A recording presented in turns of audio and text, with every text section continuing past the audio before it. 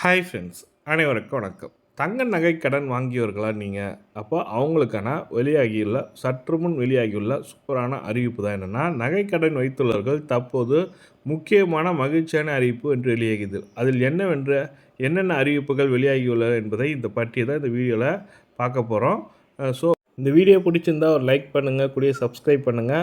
Subscribe button press பண்ணிவிட்டு கூடிய bell பட்டனையும் ப்ரெஸ் பண்ணிங்க. அப்போ தான் நம்ம போடுற வீடியோ உடனுக்குடனே உங்களுக்கும் கிடைக்கும். நீங்களும் மிஸ் பண்ணாமல் பார்க்கலாம்.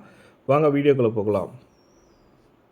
வங்கி மற்றும் நகைக்கடன் வழங்குவதில் நிதி நிறுவனங்கள் நகைக்கடன் வாங்கியவர்கள் பலர் முழு தொகையும் செலுத்த முடியாமல் வட்டி மட்டும் செலுத்தும் வசதியை அசலை கட்ட முடியாமல் நகை மீட்க முடியாத நிலையில் இருந்து வந்த நிலையில் அவர்கள் பயன்பெறும் வகையில் புதிய சலுகை இந்திய ரிசர்வ் வங்கி கொண்டு வர உள்ளது. அந்த புதிய சலுகையின்படி வீடு வாகனம் கடன் போலவே இஎம்ஐ எனப்படும் மாத தவணை முறையில் விரைவில் நகைக்கடனுக்கு கொண்டு வரப்பட உள்ளது. நகைக்கடனில் வட்டி மற்றும் அசலை கணக்கிட்டு இஎம்ஐ அதாவது மாத தவணை திருப்பி செலுத்த வசதியை ஏற்படுத்த வங்கிகளுக்கு நகைக்கடன் நிறுவனங்களுக்கும் தயாரிக்க வருகின்றன. இதன் மூலம் ஏராளமானோர் பயன்பெற உள்ளனர்னு சொல்லியிருக்காங்க.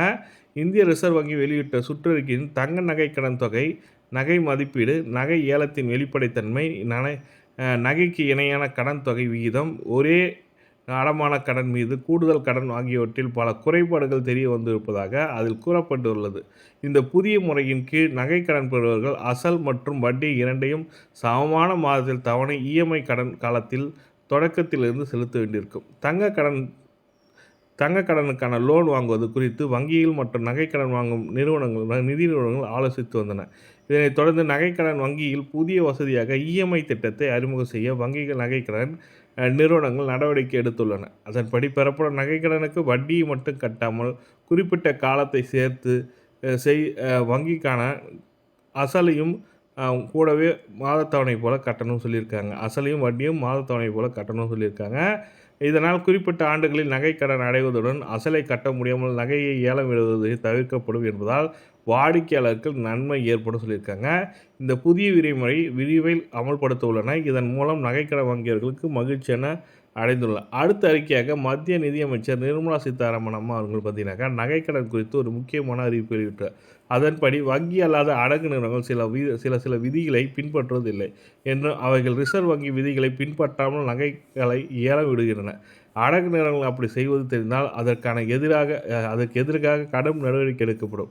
வங்கி அல்லாத நிதி நிறுவனங்கள் கடன் வசூல் நடைமுறைகளை நியாயமானதாகவும் மரியாதையாகவும் இரக்கமுள்ளதாக இருக்க வேண்டும் என்று சொல்லிட்டு விதிமுறைகளை பின்பற்றி மட்டுமே நீங்கள் செயல்பட வேண்டும் என்று மத்திய நிதியமைச்சர் நிர்மலா சீதாராமன் வந்து எச்சரிக்கை கொடுத்துருக்காங்க. வங்கி அல்லாத நிறுவனங்களுக்கு ஒரு எச்சரிக்கை கொடுத்துருக்காங்க. அதாவது நீங்கள் நகைக்கடன் முறையாக வசூலிக்கப்படணுன்ற மாதிரி சொல்லியிருக்காங்க. இந்த 2 விதமான தகவல் தான் உங்களுக்கு ஷேர் பண்ண நினச்சேன். வீடியோ பிடிச்சிருந்தால் லைக் பண்ணுங்கள், கூட சப்ஸ்கிரைப் பண்ணுங்கள். தேங்க்யூ.